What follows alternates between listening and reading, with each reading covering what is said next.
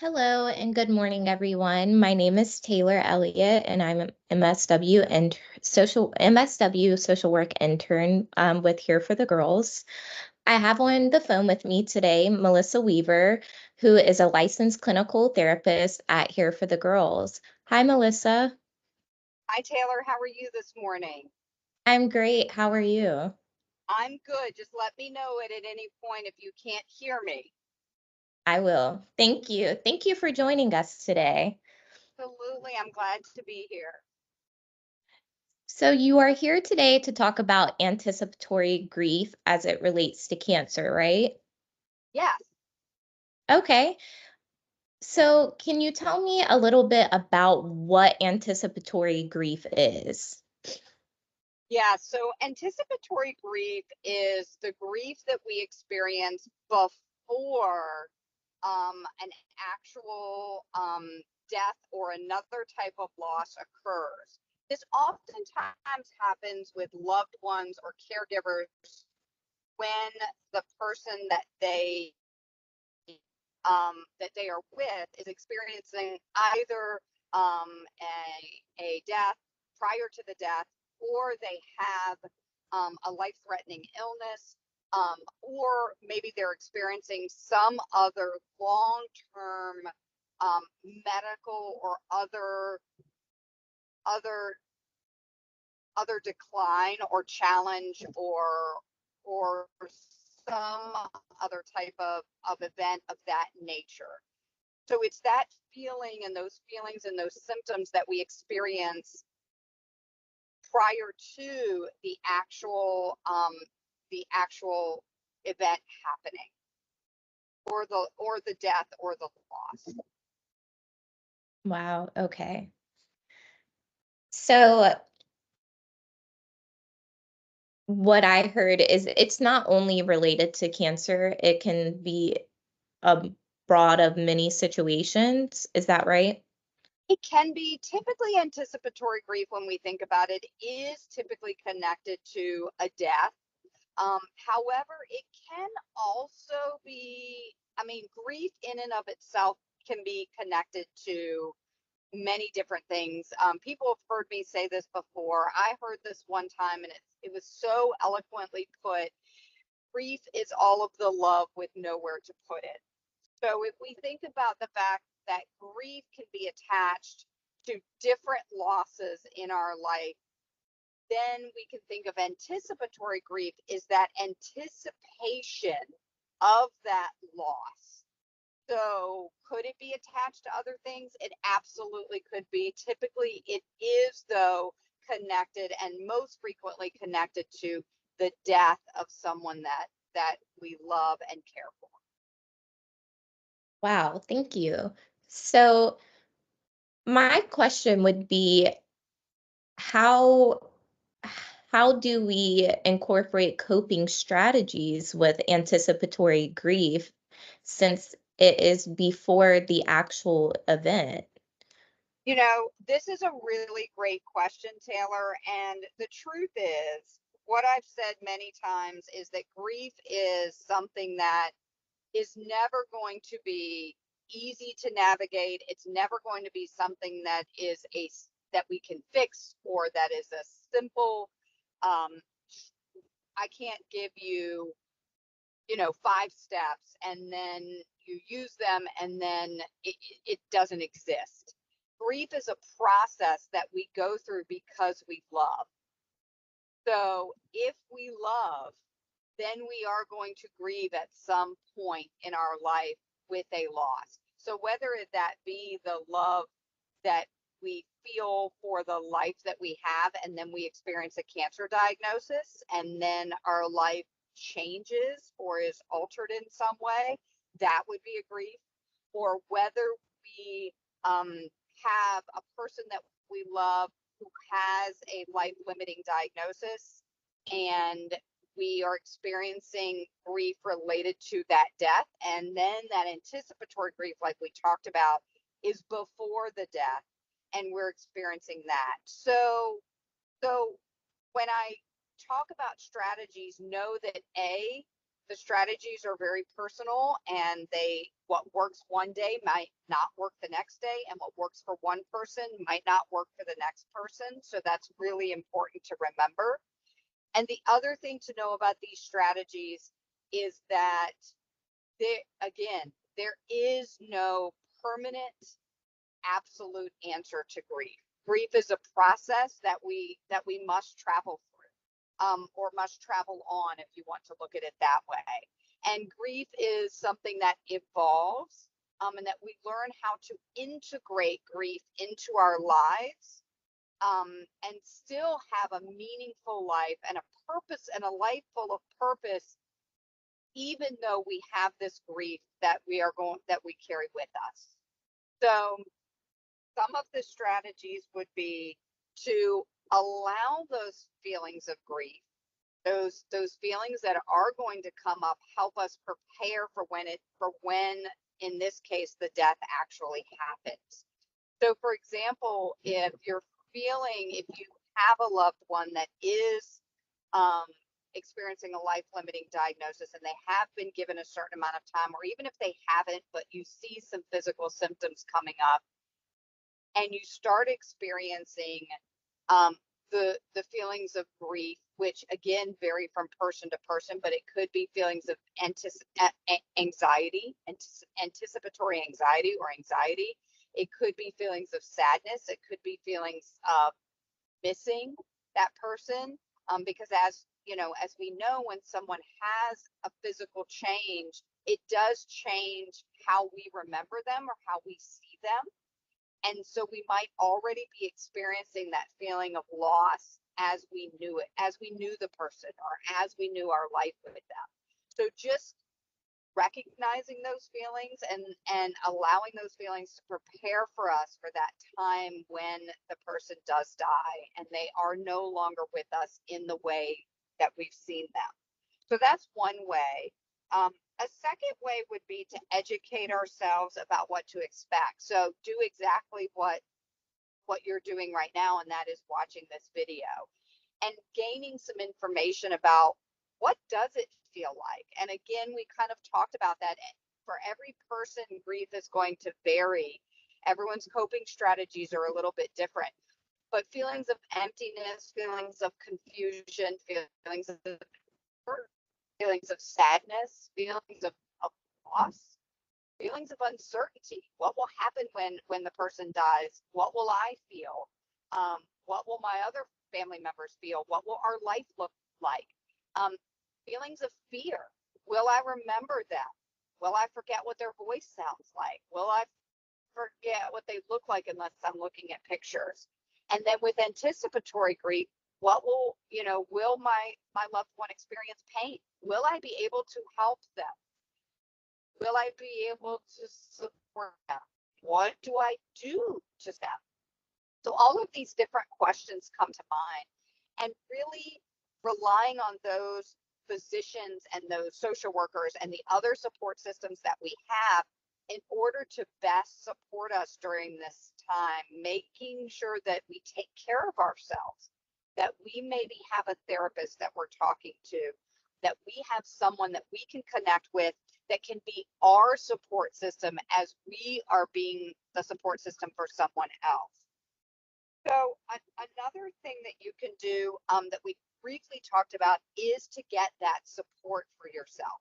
So really start to really focus on where are the different areas that I can plug someone in so I can sit with the person that I love, that I can be there for them. So is it that someone gets our groceries? Is it that maybe we start having meals delivered? Is it that we have hospice come in, and hospice is a form of care that is provided to individuals that do have a life limiting diagnosis, and it is additional medical and spiritual and emotional support for not only the patient but also their families. But let's ask ourselves the question, in the case of our members, what if it's not a family member? What if it's a friend? And what if it's a friend that maybe I'm not in the hospital with them, I'm not sitting with them all the time? So if we talk about that, what are some things that you can do that you feel like you are providing support and you're also taking care of yourself? So calling the individual on the phone if they agree to that, if that feels right to them, sending them little video messages, creating a little video, um, sending them messages through a video that they can watch, right? Keeping in touch with them via social media if they agree to that and they feel comfortable with that. And that's really important. We always want to make sure we're not posting someone else's medical or emotional status without them initiating that or agreeing to that. You can also send them cards in the mail. You can send them little gift packages. Another thing that you can do is you can let them know that you're thinking of them through doing acts of kindness for others, right? And then say, I went and did this today on your behalf um, because I was thinking of you. So these are ways that we connect with others, even if we're not physically the primary support system and the person that's right there. So how do we then take care of ourselves, especially if we're someone that has also received the same diagnosis? Um, so Taylor, I'm wondering if we could talk a little bit more about that piece for a moment, if you think that's okay. Talking about if we've ourselves have experienced a diagnosis and we are caring for someone else who has. Do you think that would be a good topic? I think that would be a great topic because not only would we have fear or that anticipatory grief maybe for someone else's diagnosis, but for ourselves, if we watch something happen, the fear Exactly. that comes up. Exactly. So how do we, hold, we remain in the present moment for someone when we ourselves maybe have experienced a similar event or diagnosis, and therefore it could be triggering for us. So a couple of things to really remember for this, and that is you need to support at an area and up to an area that you feel is comfortable, and be watching for triggers that might occur. And there's two reasons for this. One is for your own self-care, to make sure you're maintaining your own self-care. The second reason is because if we go beyond that place, we're probably not actually benefiting that person or providing support to them any longer, because we now are unintentionally making it about us. So, for example, let's say that someone else has a metastatic breast cancer diagnosis, and we've had a breast cancer diagnosis, and we want to be a support system to them. And so we start discussing their diagnosis with them, and we realize that we are now triggered by that, to the place where we are either A, emotionally inconsolable, or B, we become extremely fearful and we feel the need to talk about our fear or how it's impacting us to a significant level. If we find either one of those to happen, and again, these are just two examples, we are now in a place where we are triggered and it is now unintentionally has become about us. So what you would want to do in that situation is you would want to kind of be on the lookout for that to see if it's starting to occur, so you could take a step back and take a break and perform some acts of self-care, talk to someone yourself. Or B, if it's already in the moment and it's occurring and you recognize it, just say to the individual, let me take a moment, take a deep breath. I want to be fully present for you, and I'm recognizing that I'm having some very strong feelings about this. It's okay to be vulnerable and to recognize that piece. We just want to pause and reflect, pause and reflect. And that's a really important thing to do constantly when we're caring for someone that has a life limiting diagnosis, is to pause and then reflect and then respond. So pause, reflect, respond. Because the first thing that we feel might not always be the most beneficial. The first thing that we think or feel and our first reaction might not always be the most helpful or supportive to that individual. So really pausing and saying, okay, what am I feeling in this moment? Is what I'm going to say going to be really helpful? And if not, maybe this is something I can share with someone else down the line. Self-care is really key here whenever we're caring for someone else, but especially if it's triggering us in some way. So really taking time to um, to take care of our well-being, whether it be physically, emotionally, or spiritually, as we're also caring for someone else. That might include frequent breaks. It might include having a support system of our own. It might include talking to someone about what has occurred. Um, of course, maintaining confidentiality of that person, right? Maintaining that respectful place for them.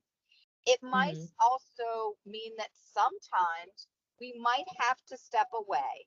We might have to take some pauses, some intentional pauses, so we can make sure that we can show up in the best way possible for that individual. Um, the final thing that I wanted to talk about for just a moment is people ask me all of the time, what do I say to the person or to their family? Well, one thing is sometimes we don't need to say anything at all. And that's really, really important to remember. We always think that we need to say something. To be truly honest, when someone has received a life limiting diagnosis, if you really kind of reflect on that, what could you say that would actually in that moment bring comfort? It's going to be very difficult to find something. So, one of the things that you could say is, wow, this is really, really significant news that you have just received. I would like to sit here with you and be present with you and just hold space. Because the truth is, if you say, I'm sorry, if you say it's going to be okay, if you say, don't worry, it's all going to turn out all right, a lot of these, although with good intention, can be invalidating. So we need to be very careful and very reflective on our statements. And if we don't know what to say, it's also okay to say, I'm not sure what to say right now, but I want to be present with you and hold space with you. The other thing that we might want to do is before providing support, we might want to ask the individual, are you ready for support? Do you just want me to listen? Do you want any thoughts? Do you want me to come over? And now, sometimes they want you to come over and they don't say it. So this could be one of those moments where you either need to clarify or um, you might need to reflect on the needs of that person and some body language if you're with them, or if maybe some nonverbal cues. Mhm. But really asking, giving voice to that person, because what they're going through is very traumatic, and we want to make sure that their voice is heard and their needs are heard. So Absolutely. I think we've covered a lot of the different areas. Any questions? No, I think the key points that I took away from this that I find important, um, is when you're grieving, there is no right way and proper step by step for one person to grieve. And the next thing is pause, reflect, and respond when we talked about that. And then just what you just said about how do we what do we say when someone has just received a diagnosis that we may not need to say anything at all for comfort and just to hold that space for them. So I think a lot of things that you touched on within this was very insightful and educational. Excellent. Well, thank you so much, Taylor, for leading us in this discussion. Thank you. Thank you for joining me today. All right. Have a great day. Thank you. You too. Okay. Bye bye.